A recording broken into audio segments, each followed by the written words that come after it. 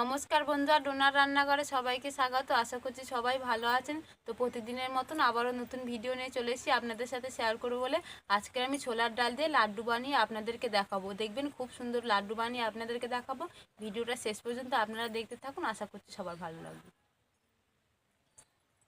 এখানে আমি 250 গ্রাম ছোলার ডাল নিয়ে নিয়েছি। ছোলার ডালটা 2-3 ঘন্টা আগে থেকে ভিজিয়ে রেখেছিলাম, দেখুন খুব ভালোভাবে ভিজে গিয়েছে। এবার এটাকে 2-3 বার জল দিয়ে ভালো করে ধুয়ে নেব। এই জলটা আমি প্রথমে ফেলে দিচ্ছি।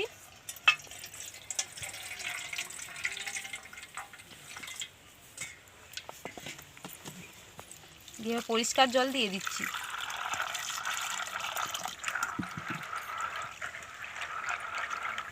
দেখুন জলের ঘোলাটা কিন্তু অনেকটা কেটে গিয়েছে।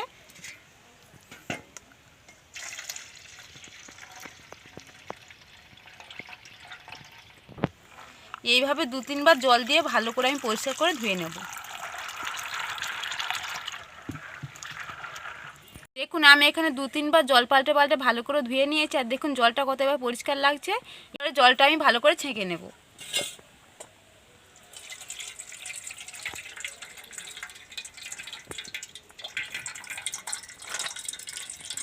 দেখুন আমি ডালটা ছেঁকে নিয়েছি। আর এখানে দেখুন মিক্সিং জার নিয়ে নিয়েছি। এবার মিক্সিং জারের মধ্যে দিয়ে আমি ডালটা বেটে নেব।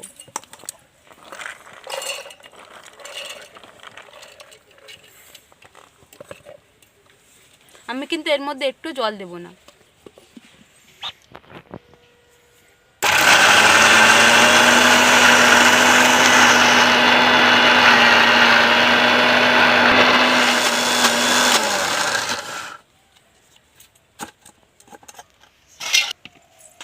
দেখুন ডালটা কিন্তু আমি খুব বেশি মিনি করিনি, হালকা গোটা গোটা রেখেছি। দেখুন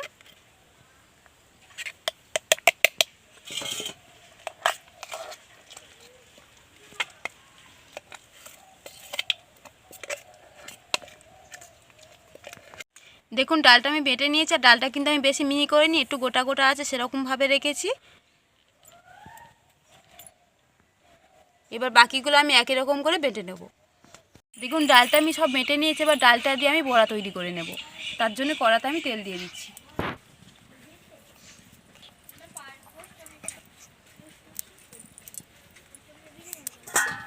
তেলটা একটু নেড়ে দেবো।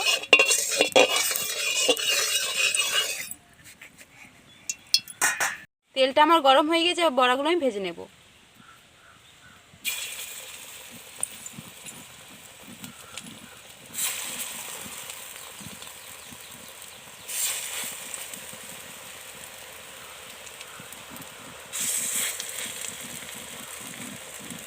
বড়াগুলো করার মধ্যে দিয়েছি। এবার প্রথমে 1 পিঠ ভালো করে ভেজে নেব।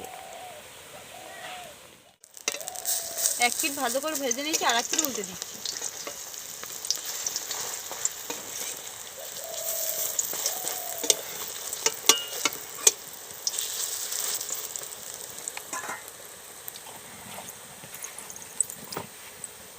দেখুন বড়াগুলো 2 পিঠ আমি ভালো করে লাল লাল করে ভেজে নিয়েছি। এবার আমি তুলে নিচ্ছি।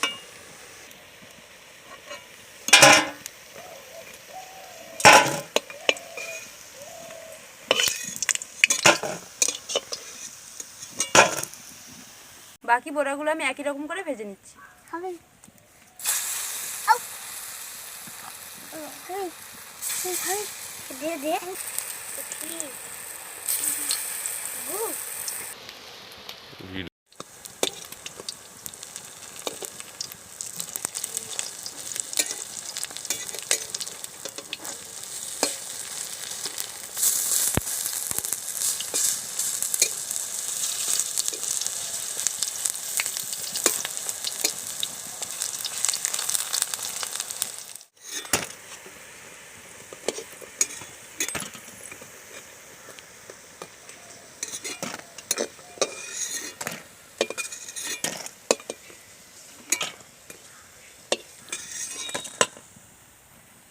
দেখুন বড়াগুলো সব আমার ভাজা হয়ে গিয়েছে। এবার মিক্সিতে আমি এগুলোকে গুঁড়ো করে নেব।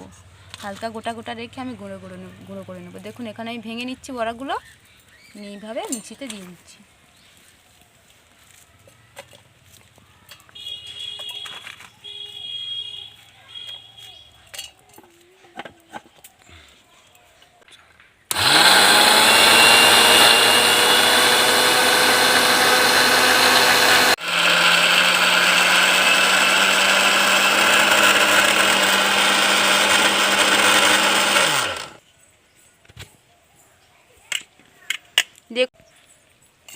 দেখুন আমি গুঁড়ো করে নিয়েছি, আর দেখুন একটু গোটা গোটা আছে, আমি কিন্তু খুব মিহি করে বাটিনি। এবার আমি একটা থালায় ঢেলে নেব।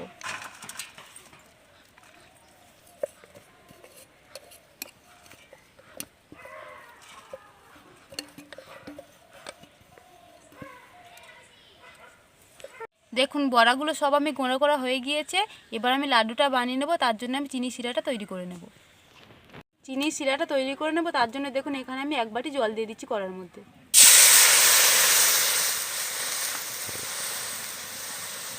আর এখানে আমি 1 বাটি চিনি নিয়ে নিচ্ছি, প্রায় 250 গ্রাম, এটা এবারে দিয়ে দিচ্ছি।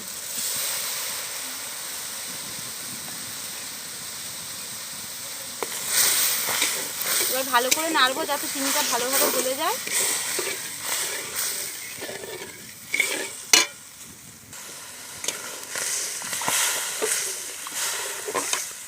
চিনিটা কিন্তু গলতে শুরু করে দিয়েছে দেখুন। এখানে দেখুন এলাচ গুঁড়ো করে নিয়েছি, এটা এবার ওর মধ্যে দিয়ে দিচ্ছি।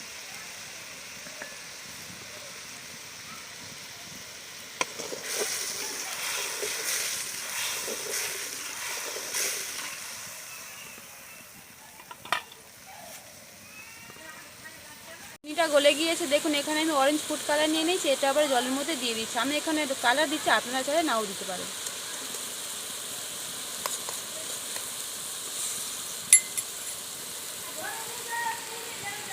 চিনি শিরাটা ভালোভাবে ফুটে গিয়েছে। এবারে দেখুন আমি যে বড়াটা গুঁড়ো করে রেখেছিলাম সেটা আবার ওর মধ্যে দিয়ে দিচ্ছি।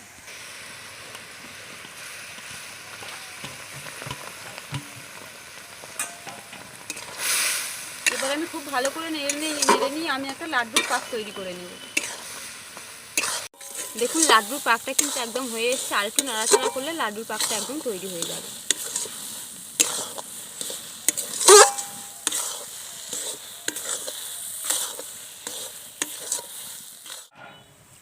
দেখুন লাড্ডুর পাকটা আমার একদম তৈরি হয়ে গিয়েছে, দেখুন কত সুন্দর হয়েছে।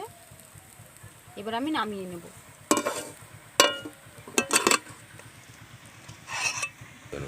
নামিয়ে নিয়েছি, আবার কিছুক্ষণ ঠান্ডা করে নেব, তারপর আমি লাড্ডুগুলো তৈরি করে নেব।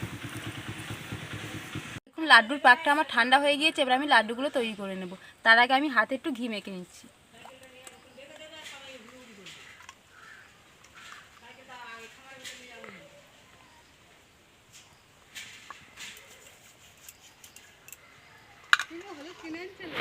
এবার এখান থেকে অল্প নিয়ে নিচ্ছি, নিয়ে এইভাবে গোল করে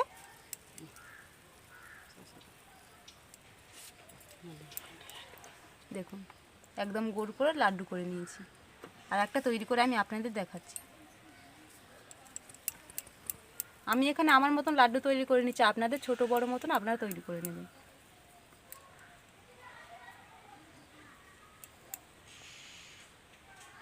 বাকি লাড্ডুগুলো আমি একই রকম করে তৈরি করে নিচ্ছি।